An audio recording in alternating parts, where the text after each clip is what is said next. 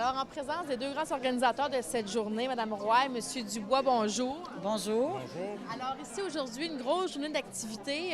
Ça demande beaucoup de logistique et de préparation.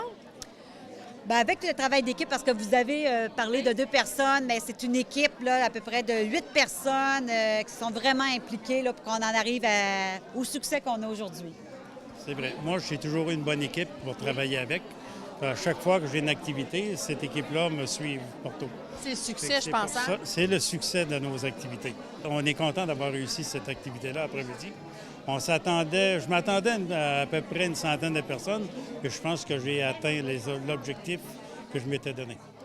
Je vais peut-être juste spécifier, parce que quand on parle de collaboration, bien sûr, je travaille au C3S, mais c'est la table de concertation pour contrer les abus envers les aînés qui a été invitée par le club 50 ans et plus pour faire quelque chose ensemble.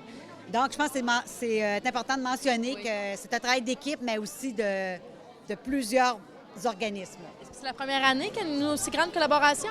Moi, c'est pour ici au club, c'est notre première année.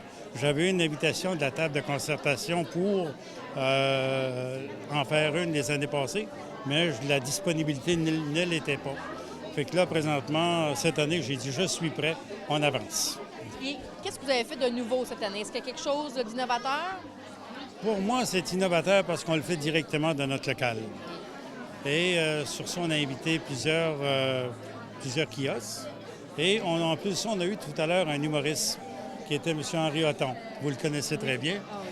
Fait que lui est venu nous faire rire. Ça a comme activé les gens.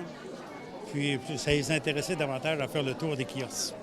Pourquoi qu'on viendrait ici en tant que personne aînée? Là? Qu'est-ce qu'on vient chercher ici? Bien, je pense que c'est un moment pour avoir réponse à des questions, parce qu'on parlait, là, c'est à peu près pas loin de 18 organismes qui concernent les personnes aînées. Donc, de répondre à des questions, c'est une occasion de s'informer. Et comme M. Dubois le mentionnait, vous remarquerez que c'est assez diversifié comme activité.